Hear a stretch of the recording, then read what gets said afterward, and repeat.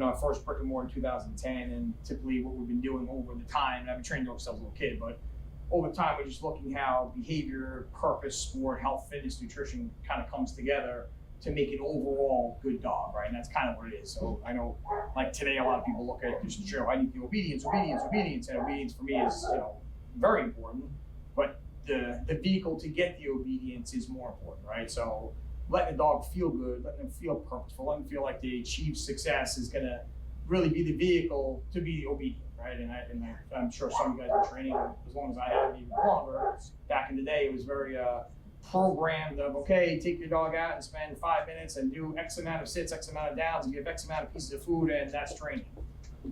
For me, looking at training that way, it's not real life, right? I don't raise my children that way. I don't say, okay, I'm gonna take my son Joey out and teach him how to do his homework, and I'm gonna do it 3 times and give him a cookie if he does well. If not, I'm not gonna give him a cookie, he's not gonna eat today, right? We look at, hey, there's a vehicle to do well, and there's things you like to do and things you may not like to do, but we're gonna find the journey together as a partnership and make sure it's productive. We're gonna take baby steps and make sure we get there.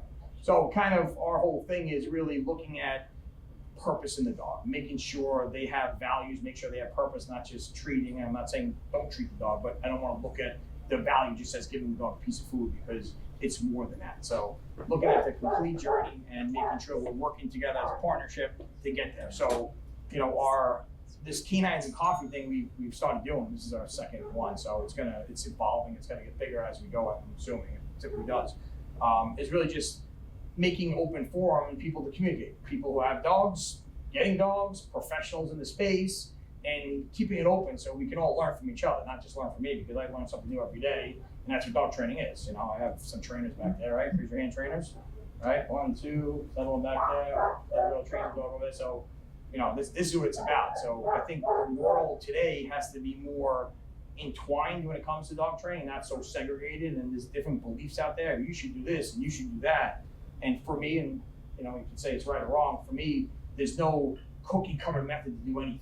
I have 3 children, I look at them all, I love them to pieces, but I have a strategy to educate them differently. One's more emotional, one's tougher, one's harder, and I have to look at the method that's gonna work for them to make them feel as good as possible and still get the result we're looking for. So again, that's the event, that's what it is. So the topics for today, for the training topic, is really just, how could we use different sports and activities to actually get the most out of the dog? And then we're going to talk about nutrition as well, and incorporating different topics. And people looking at dog nutrition today, it's very trendy now. It's like, oh, feed the dog healthy foods, and there's dog food natural shops everywhere now. There's boutiques everywhere, which is really good. When I started doing raw, it was in the early 1990s, and nobody was doing it. I was like the devil for giving the dog raw food. And, I only got into it because my background is my grandparents were into dogs, and they were old school Italians, and they didn't follow the system of, hey, go get the top dog food and vaccinate your dog and do all these things. They kind of just did it the old school way. Their dogs, they live outside the majority of the time. They eat whatever we eat, and typically those dogs lived very long and very healthy, right? And as I started getting more into dogs, I started saying, well, they don't know what they're doing. I'm going to get into the new way of doing things and I'm going to mention dog food brands, but back then it was a certain brand that was the top dog food brand that all the dog shows were promoting and big marketing, right? So I bought it and I started drinking the Kool-Aid and I'm going to say something about vaccinations, and everyone does what they want to do, it's their thing, but I believe that as time went on, I think vaccinations became very aggressive and there was too much of it, but I was following the system and doing all the things that they weren't doing, saying, you guys know what you're talking about. And our dogs, as life went on, I had a ton of dogs. I probably had 30 Rottweilers in my life. I had Belgian Malinois, Labradors, a lot of mixes. So I've had a lot of dogs. So what I was able to do over the course of life is test cycle, really different strategies of living with animals and how to raise them. So I went to this new extreme, and what started happening is my dogs were getting all the problems that our dogs growing up didn't have. The cancers and all the infections and all the issues and blah, blah, blah. So I started going back to the older way, which probably really wasn't accepted much in society. But then we started researching raw foods and natural foods. And typically back then, it's in the 90s, it's not that long ago, but it's long ago. The only people who were really doing raw natural food were working dog people and sport dog people. And that's kind of where I came from. That was the thing that I was doing, is competing with dogs and trying to get optimal nutrition so dogs would thrive. So I started doing that, and all of a sudden, all the issues started going away, right? All the issues started going away, and the dog had, at the time, had a Rottweiler. Her name was Roxy at the time. She had every problem under the sun: the hot spots, ear infections, eye infections, everything you can possibly imagine. So I went to a raw natural diet, and eventually, pretty much everything went away. So long story short, I was going to vets at the time, and all of a sudden they saw this beautiful dog, and she's great, and all this thing. When you're feeding her, and oh my God, you're feeding raw food, and I was the devil, right? All of a sudden, oh my God, you're gonna kill your dog, salmonella poison, all these things. So, and you still hear it today a little bit. You hear it a little bit today, and I have some great friends who are awesome veterinarians, and they're totally for raw food, and some vets are neutral to it because at the end of the day, as a society, we're all learning, right? So it's not like this person knows more than that person. A lot of this is trial and error, process of elimination, and we're trying to see what works best, right? So that's how I got into it. So I got into it in the early 90s, and since then we've been incorporating into this overall picture that we do with our dogs, right? Nutrition is key, and I'm not saying you have to do raw food, but optimal nutrition as ideal just for me. If I ate McDonald's every day and tried to, watch TV, and I wouldn't be as, I didn't have a real life, I'd probably be lethargic, sitting on the couch, not productive. But I have to be productive. Not that I don't want to eat a donut, I will, but I try to eat well, right? I try to exercise. I have to raise a child. I have to children, 3 of them. I have to raise dogs. I have to run a business. So this diversification of my personal life is kind of the fire that keeps moving forward. So I look at my life and individuals' life and say, for the dog, they need the same. So that's how we got into the raw thing. So then as life went on, our business just became this diversified, multi-dimensional approach to dog training. And like I said, the purpose, the whole nine yards. So we have Kaleigh here, who's, raise your hand, Kaleigh.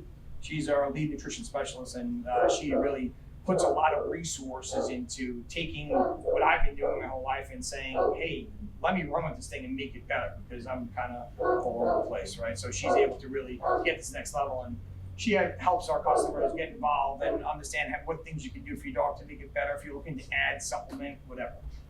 So today we're going to be talking about toppers, right, Kaleigh? You want to jump in? Tonight's topic is toppers, which is something that's become super, super popular recently. A lot of people post, especially those of us that are on Instagram, social media, things like that. You'll see a lot of people have gotten super into it because they want to add to, enhance, do things to make their dog's diet better, and either they can't afford to feed a full raw diet, a full fresh food diet, things like that, so they go to add it. So tonight, kind of talk about things you can add as toppers, but also how to do it appropriately, because a lot of times, especially again, talking in what I'll see sometimes when people post, or even I'll have clients tell me about meals that they make for their dogs and things like that, they'll get so gung-ho on, I want to add all these toppers and things like that, that suddenly the meal becomes all of these toppers that could be really fantastic additions, that it's all of these toppers and then like a little bit of kibble or the raw food, and it is not actually then a balanced meal. Because now you're adding fresh food or raw meat or any of that to a kibble, but it should not be more than 40%. Because you don't want to be replacing a large part of their meal with something that's not going to be a balanced food source.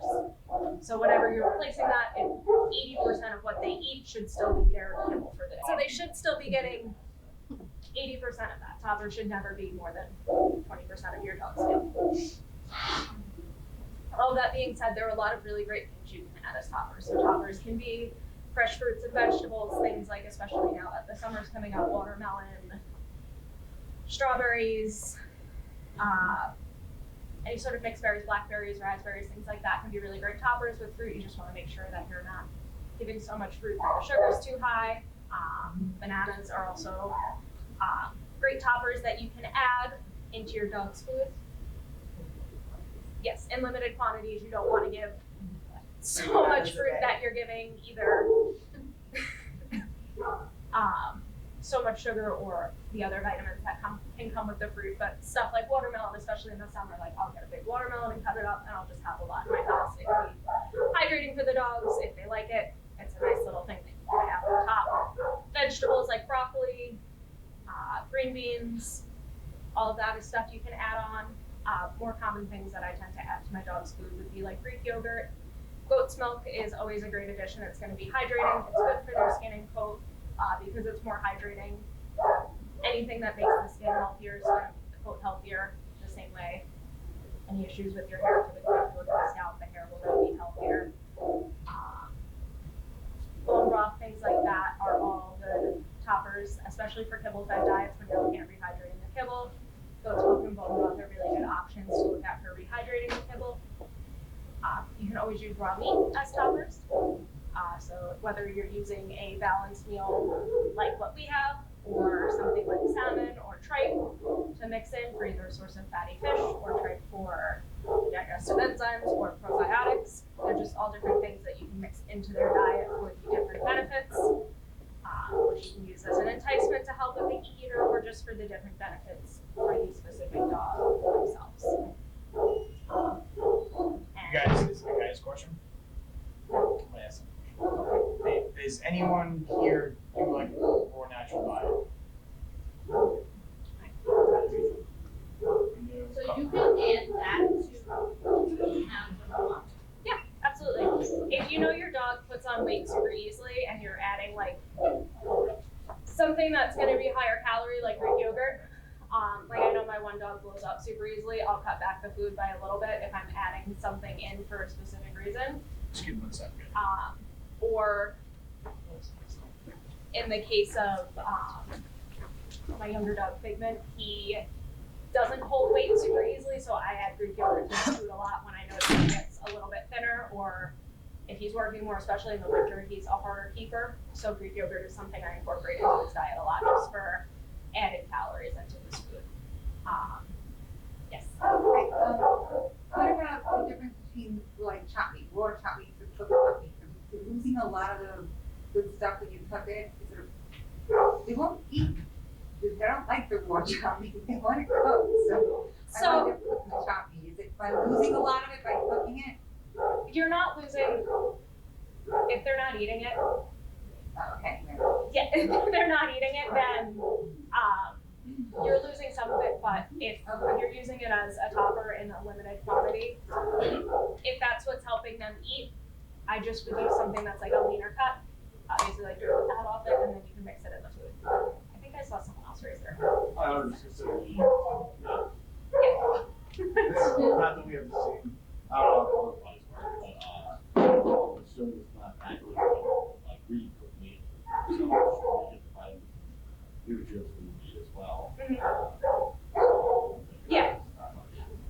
Yeah, so there are still vitamins and vitamins and nutrients in it. It's the same thing as if I eat steamed broccoli versus raw broccoli. There's still vitamins in the steamed broccoli. There's just more in the raw piece of broccoli. I just don't like eating a raw stalk of broccoli, so I'll always eat the steamed broccoli any day of the week. Even though I know there's more vitamins in the raw broccoli. So your dog just may not like the raw, either for some reason they don't like the raw meat for whatever reason, so that's what works best for your dog. At the end of the day, a fed dog is the best dog, so you have to go with what's going to be best for them. Yes? At what age can you start using toppers? Like puppies have a more sensitive stomach, so So you can start introducing it at any age. The only thing that I kind of warn with toppers is what you don't want to fall into is a cycle of my dog's not eating, so I add something, and then they eat for a little bit and they stop eating, so now I add another thing, and then they eat for a little bit and then they stop eating, so I add something else. Because then you're always going to be in a vicious cycle of like now I'm sprinkling something else on top of it just to get them to eat. For puppies, I stick to things like yogurt, goat's milk, bone broth, fruits, vegetables, chicken eggs, quail eggs, duck eggs, things like that, and things with bone that could throw off major ratios. when you start a new topper, should you stick with it like 2 weeks rather than having a different topper Yes. every day? Yeah, I would start one, make sure that nothing happens, and then like try another one. And if your dog is a picky eater, obviously just don't fall into a cycle. Like I said, we try one thing and then they don't eat for a little bit, and then we try another one. If you can, because then it's just they're training you type of situation. And puppies can be very, very good trainers. Yes. Supplements, do you guys consider those toppers? Like I love the Anita's, the joint supplement, like that is something I will always add in my dog's food. Do you guys consider those toppers, those specific supplements? Or is that just slightly different? I consider that more of a supplement. I don't really consider that like a topper supplement routine for my dogs is very different from my topper routine. And like in terms of eating, like very honestly, what my dogs eat is a balanced meal. They get toppers when I have time to think about adding things to their food. Most days of the week they get their food with their supplements put on top of it because that's what I have the time to throw into the bowl and either give to the two before I leave or give Figment as we load up and back to work. Toppers are like a on or day off occasion. So to me, that doesn't register as a topper because that's like an everyday part of your feeding type thing. Other people may kind of look at it as that, but I put that in a different category. Yeah, I do the same. But my dog will have, you do more diets obviously, but if we use balanced raw, I'll switch the protein a lot, and they're at the point where kind of I take whatever I take and they eat everything. Just as they were puppies, and my puppies, if I'm raising a puppy, they start, if I'm doing the breeding, they start like 4.5 weeks old, they start eating raw food. And I start with one diet, and then I add another diet. A couple weeks later, I add another diet. So the time they're 10, 12 weeks old, they've eaten other things. So that's what I do for like an older dog. I just kind of wean them into other things. I know the dogs can eat 6 or 10 different diets, and then toppers are, like she said, just I do the same thing. Whatever I have extra stuff. Maybe they'll get it, maybe they won't. It's not a necessity. It's just an addition for me. That's what I do. How do you get a finicky dog to eat? Mine does not like to eat. She'll go 3 or 4 days without eating anything. So what do you currently do? She was on kibble. Right. So I put some fresh pet in, and she would eat the fresh pet, she wouldn't eat the kibble. But that's what the vet wanted her on kibble. So I was trying to figure out what I could give it just to eat, and then they say leave the food down, pick it up. No, so She could care less. typically I'm going to see what I do, and I've raised a lot of dogs and trained a lot of dogs with this.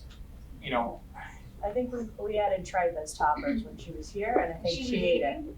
When I had them at home, she still wasn't eating. So let me add. Maybe I'll let her, you guys do that. Well, I'm gonna say this, right? So She was also working when she was here, and she was Psychology. eating regularly. it's psychology. So you have to make sure, like you said, if you're gonna typically we're gonna put a bowl of food down. We're gonna say, okay, here's your opportunity to eat. Right? They're dogs. So dogs by nature are scavengers, right? Right. So they're not walking, they're not grazers, they're not walking around like cows eating, and it's plentiful, and they eat when they want to eat. They by nature they just say, there's the food, I must eat it. So if you create a grazer mentality, if dogs have high food drive, you'll create a grazer. I'll eat when I want to eat because I know mommy's always going to have it there. She might add some other things. If not, don't worry about it, it's always going to be there. So you have to create in anything, just like people, you have to create a level of frustration. Like, okay, here's the food, here's the opportunity to eat, but guess what? It's going to be gone, right? This is your opportunity. If you don't eat it now, you're not getting it for that feeding time. And the next time that Kind of like what parents did when we were same growing thing, yeah, and it worked, right? And again, Yeah. you look at kids today, we stopped doing those things, and we have spoiled, rotten little right? But it's the same thing. So, and by nature, the dog could fast for days, and it's actually, we know it's very healthy for them not to eat, right? That's why natural up. dogs Without the live. wild thing. Right, so fasting is very good for them. Doesn't So- say it's on the leash. Yeah. So for her specifically, when she's working, so her dog did a boarding period with us, so that's why I know it.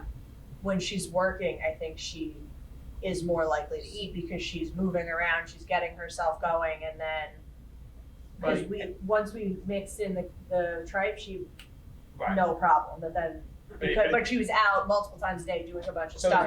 there's a bunch of things there. It's a cycle, right? So hey, I'm working, I'm creating a drive to say it's time to eat. Now I have to eat. If not, it's going to be gone. And there's other competing animals around by nature, right? If I know I have pizza and I'm not that hungry, but Jim is eyeballing my pizza, I'm probably going to eat that pizza, right? So I'm a selfish animal like the rest of the animals, right? So I'm eating the pizza.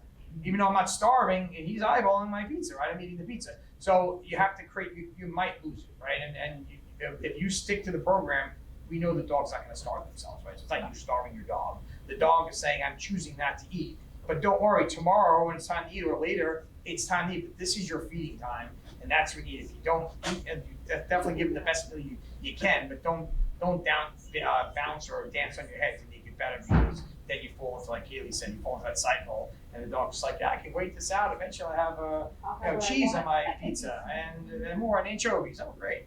Right, so that's what I would do. I'm gonna piggyback off that too, from a training perspective, as far as like psychology of wanting things goes, right?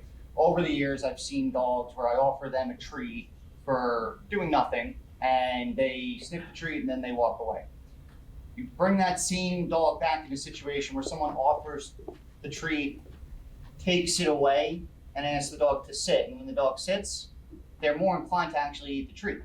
A treat earned is better than a treat given, right? So And that it's works with her too. it's all psychology Yeah. then. So working for something and feeling like I deserve this, yeah, I'm gonna take that. Versus like what they were saying, that'll be there later. I had that 10 times this morning. I don't really want it.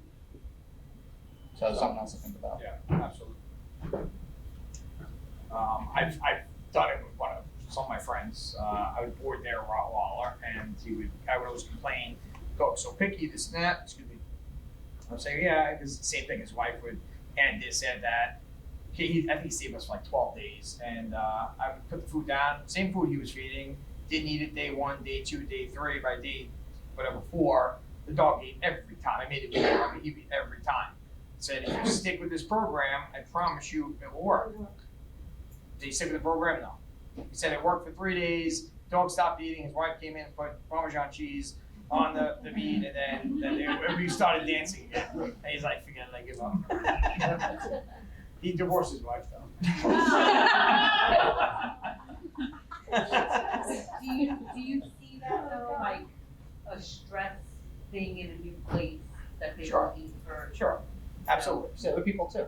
I do the other. I get stressed out. I like you. Right. I mean, before I came here, I did work down a sandwich. I have a question about raw bones. Yeah. What is the rule for raw bones? What's the For rule? eating, like, how much, You want to add that? You want to jump on that one, Kaleigh? what kind of raw bones?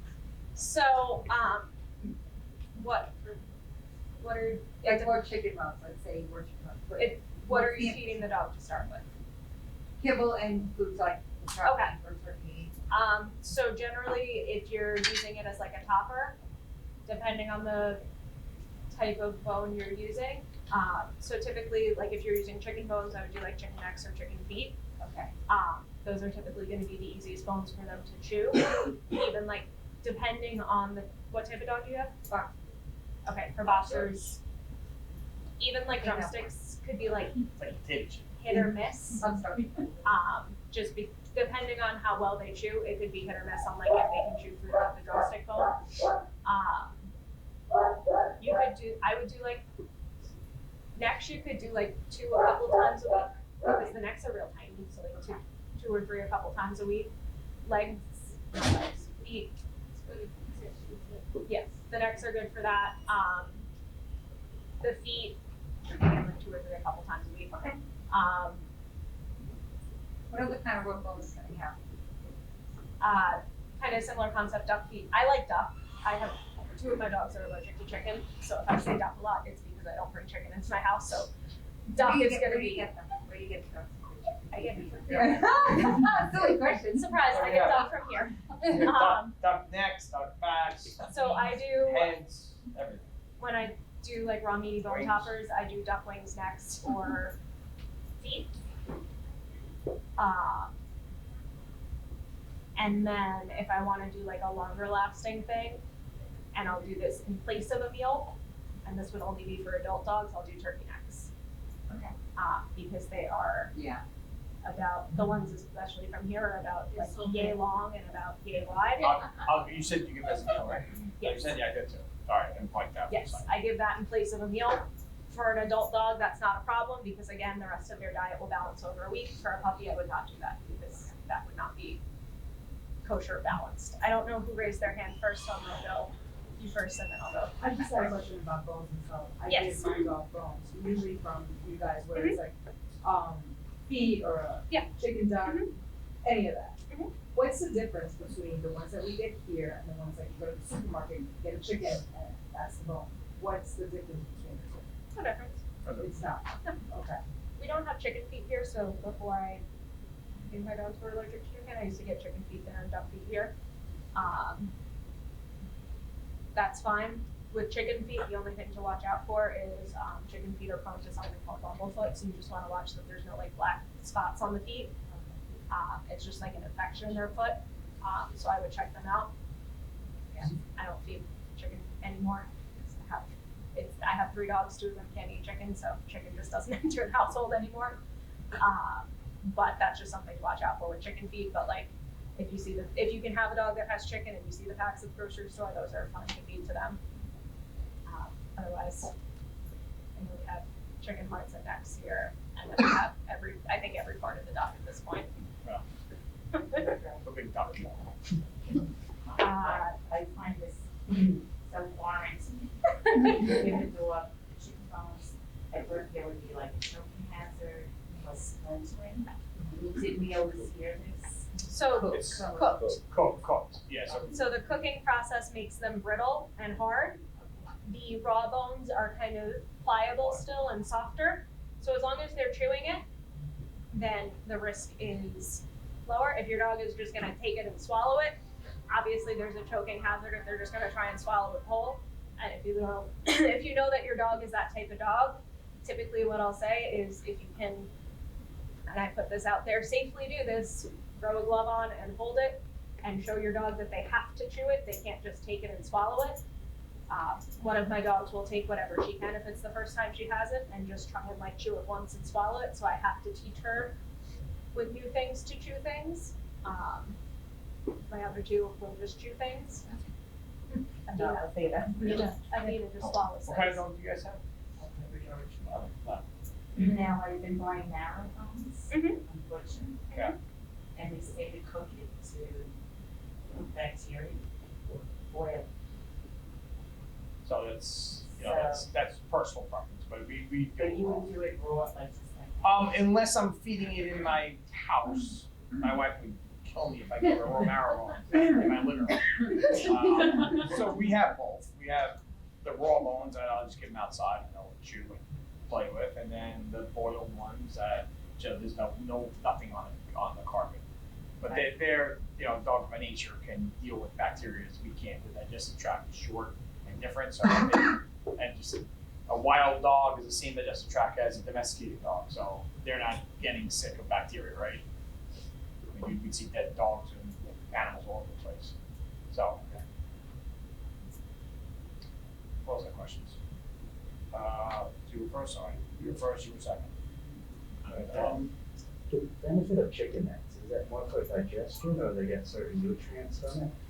So when I give chicken necks, or when I used to give chicken necks, it was more for, where I stuck them actually, I'm working through what I have left. Anytime I give necks, it's more for the dental health and the benefit of that.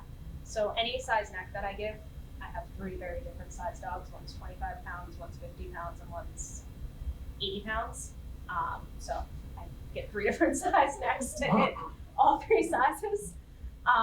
The ripping and tearing motion as they pull at it and chew at it kind of acts as a natural floss. So between that and normal like dental care and teeth brushing helps me with just like their dental care and everything. So that's the main purpose for me in giving those specific bones to them. You don't have to mix it with the meal, you could use it as an edible chew toy?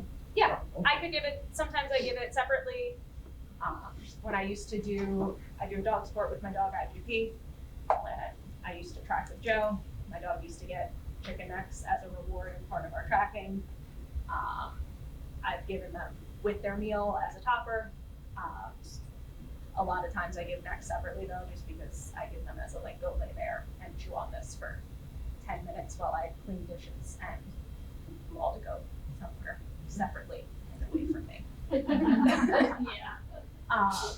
But yeah, you can give them separately, but the main benefit of necks is gonna be like the dental kind of ripping, pulling that they get from it. So that's the main reason that I feed them. And again, 3 different size dogs, one gets chicken, one gets duck, one gets turkey, based on the size as they go up. You had a question?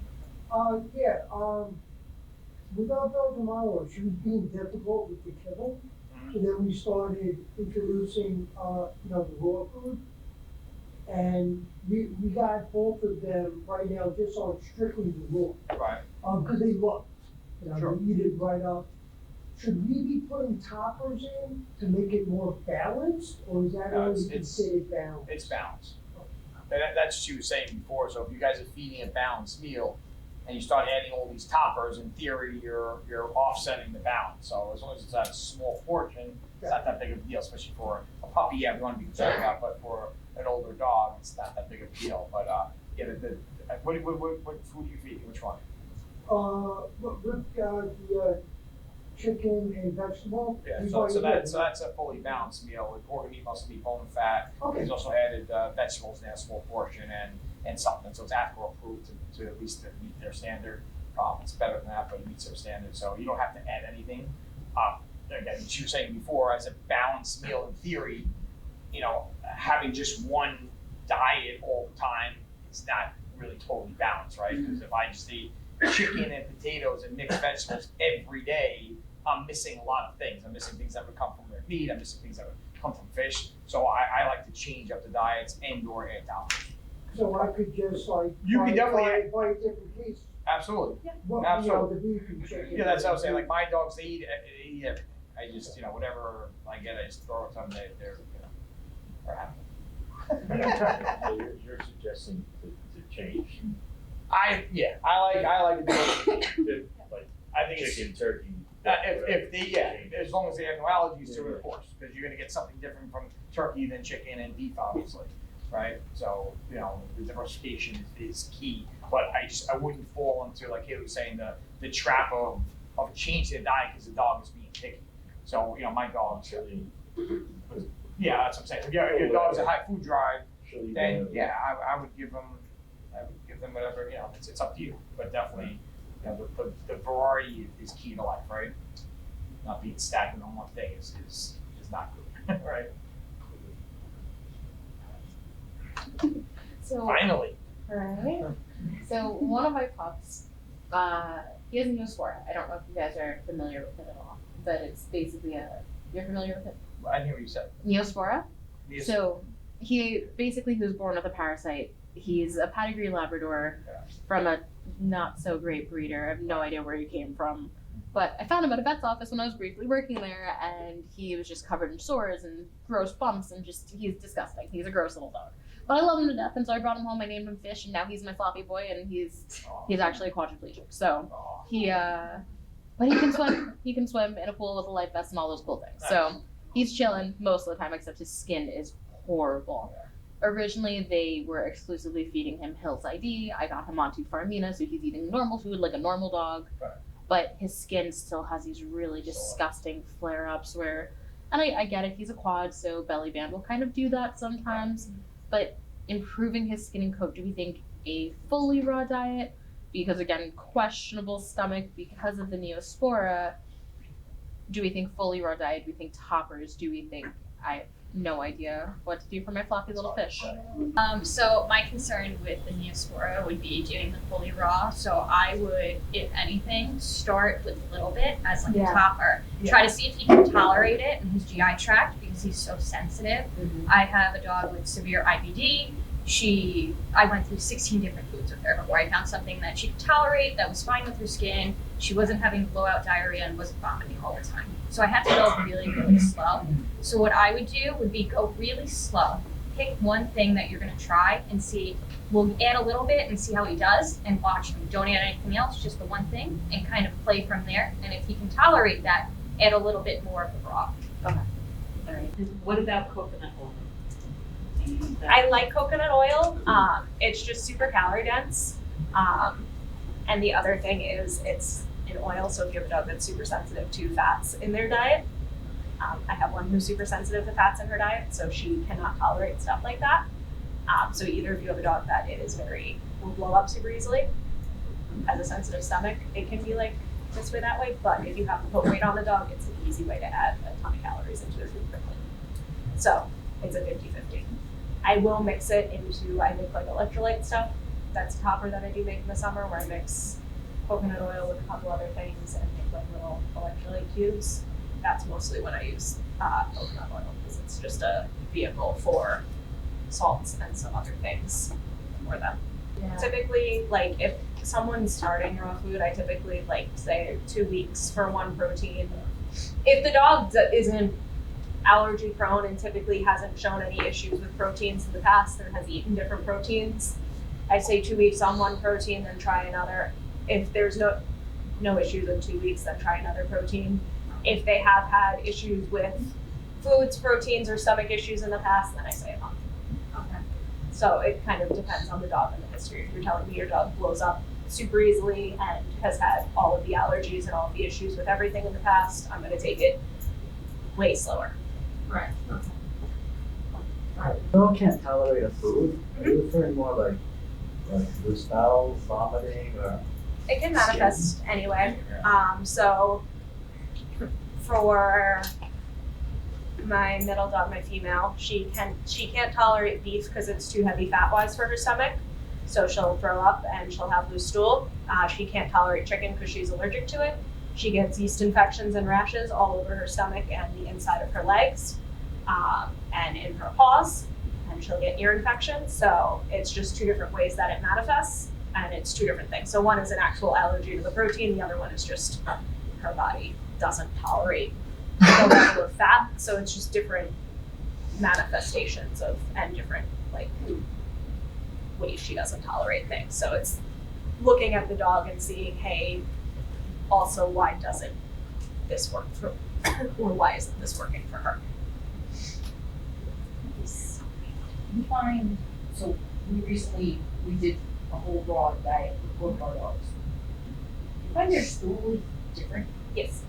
like substantially Yes. smaller? Substantially smaller, harder, and less frequent. Yes. Yep. Very. And they drink less That's a water. good thing. Yep. That's They drink less. My dog I would, see my the dog would go difference. 3. Huh? I see the difference, like, You're supposed to. My she dog, was getting pills and. oh yeah, it's like Freaking huge. Yeah. oh yeah, Like, it's like solid. little turds, I'm like. Yeah, it's like yeah, that is one of like the main differences, especially like when I'm talking to people about switching, those are the two things, is that they're going to have smaller, less frequent bowel movements, and they typically will drink less water. They shouldn't stop drinking water altogether, but because there's more moisture in the food, we'll typically see that the dogs are drinking less water than when they're eating kibble, because there's less. Because there's so much moisture in the food. Questions? Yeah, hi. Both of my dogs have had episodes of gastritis, and each were resolved by metronidazole. Mhm. And I also noticed that when they have the metronidazole, their horrendously bad breath completely goes away. So as far as, but I do want them, I have no clue about more diets, like nothing. I just feed them kibble and like wet food. So as far as like feeding them a more well-balanced diet and wanting more longevity and just overall health, what is something safe, given that they've had the gastritis in the past, that I could at least like start with, or? Was it linked to something, or did something trigger it that they know of, or it just like flared out of nowhere? Yeah.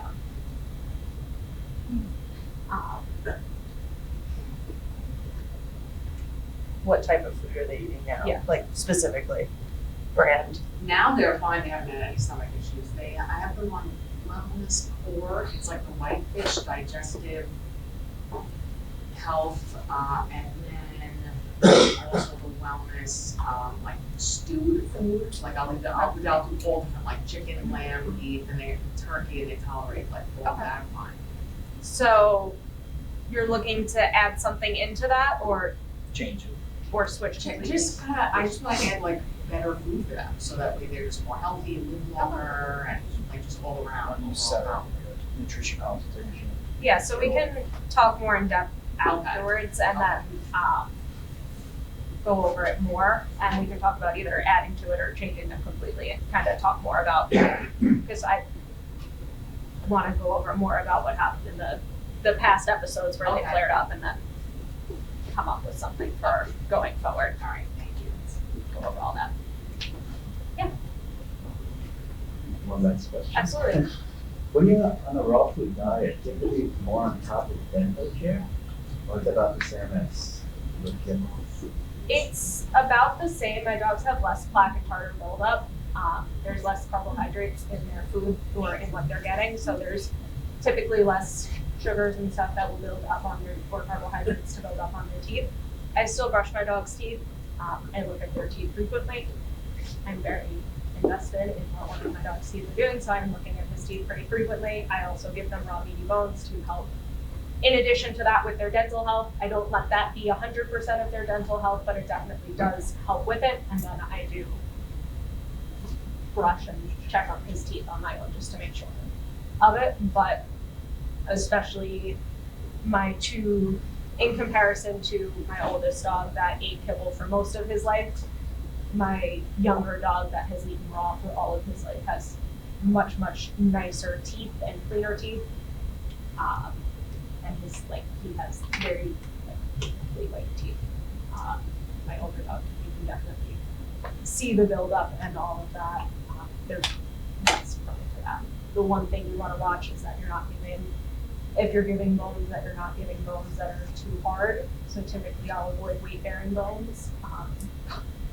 My dogs are all very heavy chewers, so I won't give them things like marrow bones and heavier bones like that, because I know that there's a risk that they will chew too hard and potentially crack their teeth because they chew so heavily. For some dogs, they chew calmly enough that it's not a concern. I know for my specific dogs that they chew too heavily for that to be safe for them. So that's the only thing with their dental health where I watch. I won't give them bones that are so hard that they can't break it when they chew, because then there's a risk for them to potentially crack a tooth on it.